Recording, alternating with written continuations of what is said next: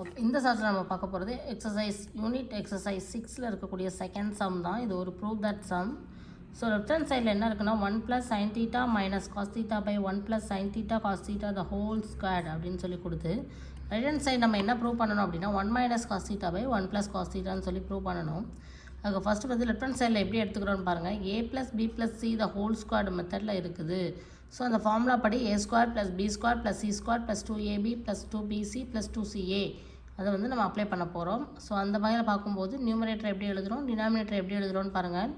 1 + sin θ - cos θ the whole squaredன்னு இருக்குது.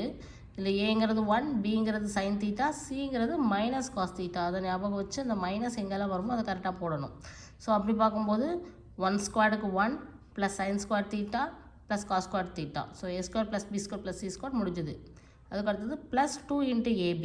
So 2 × 1 × sin θ 2 sin θ.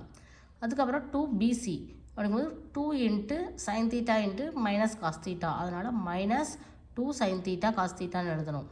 அடுத்தது 2ca. அப்போது 2 × -cos θ × 1. ஸோ -2 cos θன்னு எழுதணும். Whole divided by a + b + c the whole squared formula படி 1² 1 + sin² θ + cos² θ + 2 × 1 × sin θ 2 sin θ + 2 × sin θ × cos θ + 2 cos θ. எழுதியாச்சா இல்லையா? இப்போ பார்த்தீங்க அப்படின்னா இந்த sin² + θ + cos² θக்கு பதிலாக நம்ம 1ன்னு எழுதலாம். So 1 + 1 + 2 sin θ - 2 sin θ cos θ - 2 cos θ.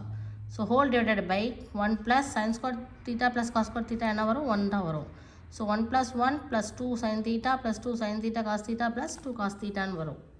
So இது ரெண்டையும் ஆட் பண்ணும்போது 2ன்னு வந்துடுது, இங்கேயும் 2ன்னு வந்துடுது. ஓகேவா? எல்லாத்துலேயும் காமனாக 2வாக வெளியில் எடுக்கிறோம். ஸோ இதே இந்த சம்ம டீட்டெயிலாக பார்க்கணும் அப்படின்னா மேக்ஸ் டியூப் சேனலை சப்ஸ்கிரைப் பண்ணி வச்சுக்கோங்க. 10th ஸ்டாண்டர்ட் சமச்சீர் மேக்ஸ் சப்ஜெக்டில் இருக்கக்கூடிய ஒவ்வொரு எக்ஸசைஸ் சம்மும் டீட்டெயிலாக பார்க்கலாம். தேங்க்யூ.